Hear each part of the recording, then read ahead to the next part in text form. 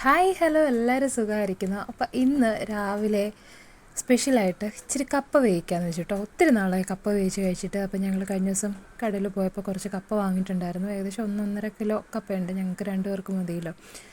കുഞ്ഞുങ്ങൾ കപ്പ കഴിക്കില്ല. അപ്പം അങ്ങനെ കപ്പയൊക്കെ രാവിലെ ഇന്ന് അവധിയായിരുന്നു. അത് കാരണം ഞങ്ങൾക്ക് 2 പേർക്കും പോകണ്ട. എനിക്ക് ഓൺലൈൻ ക്ലാസ്സും ഇല്ല, ഹസ്ബൻഡിന് ഡ്യൂട്ടിയില്ല. അപ്പം എഴുന്നേറ്റപ്പോഴേ താമസിച്ചു പോയി ഞങ്ങൾ. കുഞ്ഞുങ്ങളും ഒത്തിരി ലേറ്റായിട്ടാണ് കിടന്നുറങ്ങിയിരുന്നത്. അപ്പം അങ്ങനെ ഞങ്ങളും അങ്ങ് ഉറങ്ങിപ്പോയി. അപ്പം ഞാൻ രാവിലെ എഴുന്നേറ്റ് ചായയോടെയെല്ലാം കഴിഞ്ഞിട്ട് കപ്പ വേവിക്കാമെന്ന് വെച്ചു. മീൻകറി ഇന്നലെ വെച്ചിട്ടുണ്ടായിരുന്നു. മീൻകറിയുടെ വീഡിയോ ഒന്നും എടുക്കാൻ പറ്റിയില്ല. മീൻകറി ഇന്നലെ കുറച്ച് അയല കിട്ടിയിട്ടുണ്ടായിരുന്നു. അപ്പോൾ അത് അയല നമ്മുടെ കോട്ടയം സ്റ്റൈലിൽ മീൻ മുളകിട്ട് കറി വെച്ചിട്ടുണ്ട്. അപ്പോൾ ഇതാ കപ്പയെല്ലാം ഞാൻ പൊളിച്ചു. കപ്പയെല്ലാം കൊത്തി അരിയുന്നുണ്ട്. കപ്പ കൊത്താനായിട്ട് എനിക്ക് സത്യത്തിൽ പേടിയാണ് കേട്ടോ. കാരണം എൻ്റെ കയ്യിലുള്ള കത്തിക്ക് നല്ല മൂർച്ചയുണ്ട്. അതിൻ്റെ കൂട്ടത്തിൽ ഞാൻ കപ്പ കൊത്തുമ്പോൾ കൈക്കിട്ട് കൊത്തുമോ എന്നൊക്കെയുള്ളൊരു പേടി. നമ്മളെപ്പോഴും ചെയ്യുന്ന പണിയല്ലല്ലോ, വല്ലപ്പോഴല്ലേ ഇങ്ങനെയൊക്കെ പരിപാടി കാണിക്കുകയുള്ളൂ. അപ്പോൾ അന്നേരം എനിക്കൊരു ഉള്ളിലൊരു പേടി ഉണ്ടായിരുന്നു കേട്ടോ. അപ്പം കപ്പയൊക്കെ വേവിച്ച് മീൻകറിയൊക്കെ കൂട്ടി ഇന്ന് പൊതുവേ റോജാന് ജോലി ഉണ്ടെങ്കിൽ, എനിക്ക് ഓൺലൈൻ ക്ലാസ് ഉണ്ടെങ്കിൽ എല്ലാ ജോലികളും വേഗം വേഗം ചെയ്യുമ്പോൾ നമുക്ക് മനസ്സിനൊരു പെട്ടെന്നെല്ലാം ചെയ്ത് തീർത്ത ഒരു ഫീലാണ്. ഒരു സംതൃപ്തിയോടെ ഇരുന്ന് ഭക്ഷണം കഴിക്കുക എന്നൊക്കെ പറയുന്നത് ഒരു ആസ്വദിച്ച് ഭക്ഷണം കഴിക്കുന്ന കൂട്ടത്തിൽപ്പെട്ടതാണ് ഞാൻ. എന്ത് കിട്ടിയാലും അതിപ്പോൾ ഒരു മുളക് പൊട്ടിച്ച് ഇച്ചിരി ചോറാണെങ്കിലും അത് ആസ്വദിച്ച് കഴിക്കാൻ എനിക്ക് ഭയങ്കര ഇഷ്ടമാണ് കേട്ടോ. അങ്ങനെ സ്പീഡിൽ കഴിച്ച് കറികളൊന്നും ആസ്വദിക്കാതെ കഴിച്ച് അങ്ങനെ പോകുമ്പോൾ എനിക്കൊരു തൃപ്തി തോന്നാറില്ല. അപ്പോൾ അങ്ങനെ ഇന്ന് ഫ്രീ ആയിട്ടുള്ളൊരു ദിവസമായിരുന്നു. അപ്പം ഞാൻ കപ്പ അടുപ്പത്ത് വെച്ചിട്ടുണ്ട്. അപ്പോൾ നമുക്കതിന് അരപ്പിനായിട്ട് കുറച്ച് ചെറുള്ളിയും കാന്താരി മുളക് ഉണ്ടായിരുന്നു. നല്ല എരിവുള്ള കാന്താരിയാണ്. അപ്പോൾ ഞാൻ അത്യാവശ്യം കപ്പ വേവിക്കുമ്പോൾ കപ്പയ്ക്കൊക്കെ ഇച്ചിരി എരിവില്ലെങ്കിൽ ഒരു സുഖമില്ലല്ലോ. അപ്പം ഇളയ ആൾ ചിലപ്പോഴേ നല്ല മൂടൊക്കെ ആണെങ്കിൽ ആൾ കപ്പ വേവിച്ചത് കഴിക്കും. കുഞ്ഞിന് എരിവുള്ളതോ അങ്ങനെ വിഷയമൊന്നുമില്ല. ഇഷ്ടമാണെങ്കിൽ കഴിക്കാനുള്ള മൂടുണ്ടെങ്കിൽ കുഞ്ഞ് കഴിക്കും. മൂത്തയാൾക്ക് ഈ പറയുന്ന കപ്പ ചക്ക അങ്ങനത്തെ ഒരു കാര്യങ്ങളും താല്പര്യമില്ല. അപ്പം ഞാൻ കാന്താരിമുളകെല്ലാം അരപ്പിന് വേണ്ടിയിട്ട് എടുക്കുന്നുണ്ട്. നിങ്ങൾ കപ്പയ്ക്ക് അരയ്ക്കുമ്പം ജീരകം ചേർക്കാറുണ്ട്. എനിക്കൊരു ഡൗട്ട് ഉണ്ടായിരുന്നു, ഇനി ജീരകം ചേർക്കുമോ ചേർക്കത്തില്ലയോ. അത് കാരണം ഞാൻ ജീരകത്തിൻ്റെ പൊടിയായിരുന്നു എൻ്റെ കയ്യിൽ ഉണ്ടായിരുന്നത്.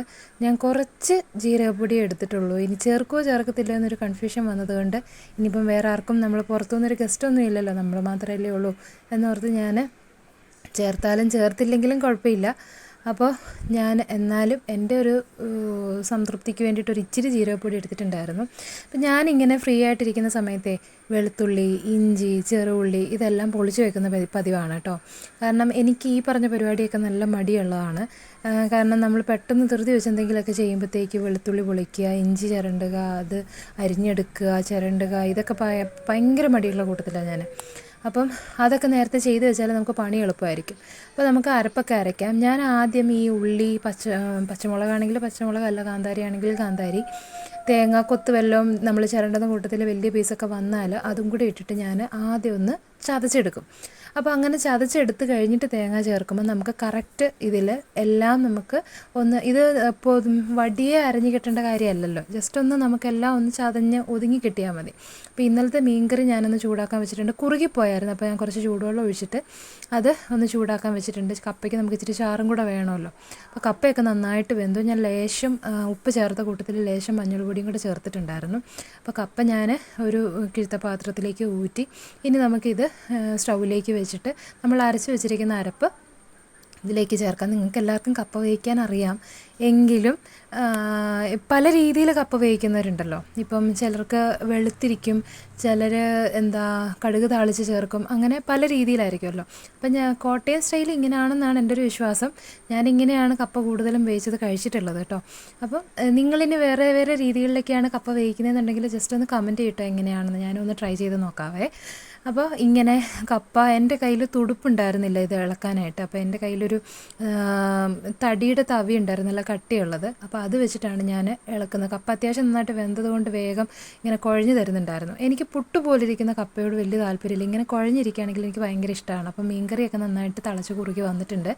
അപ്പോൾ ഞങ്ങൾ എന്നാൽ പോയി കപ്പയും മീനൊക്കെ കഴിക്കട്ടെ കേട്ടോ. വീഡിയോ ഇഷ്ടമായാൽ ലൈക്ക് ചെയ്യാനും സബ്സ്ക്രൈബ് ചെയ്യാനും മറക്കരുത്. അതേപോലെ തന്നെ നിങ്ങളുടെ ഫ്രണ്ട്സിന് ഷെയർ ചെയ്യാനായിട്ട് മാക്സിമം ശ്രദ്ധിക്കുക. മറ്റ് നമ്മുടെ ലോങ് വീഡിയോസൊക്കെ ഒന്ന് കണ്ട് സപ്പോർട്ട് ചെയ്യണം കേട്ടോ. പിന്നെ വീഡിയോസിൽ എന്തെങ്കിലും കുറവുകളുണ്ടെങ്കിൽ അതും കൂടെ ഷെയർ ചെയ്യുക, കമൻറ്റിൽ പറയുക. നെക്സ്റ്റ് ടൈം വീഡിയോ ഒക്കെ എടുക്കുമ്പം അതൊക്കെ ഒന്ന് പരിഗണിച്ചുകൊണ്ട് വീഡിയോ എടുക്കാനായിട്ട് ഞാൻ ശ്രദ്ധിക്കാം കേട്ടോ. എൻ്റെ സെൽഫി സ്റ്റിക്ക് അല്ലെങ്കിൽ എൻ്റെ ട്രൈപോഡ് കുഞ്ഞൊടിച്ച് കളഞ്ഞെന്ന് ഞാൻ പറഞ്ഞല്ലോ. അതുകൊണ്ടാണ് വീഡിയോസ് അത്ര ഒരു ഉദ്ദേശിക്കുന്ന ആ ഒരു രീതിയിൽ വീഡിയോ എനിക്ക് എടുക്കാൻ പറ്റിയിട്ടുണ്ടായിരുന്നില്ല. ബോട്ടിലിൻ്റെ സൈഡിൽ ചാരിയൊക്കെ വെച്ചിട്ടാണ് ഞാൻ വീഡിയോ എടുത്തിരിക്കുന്നത് കേട്ടോ.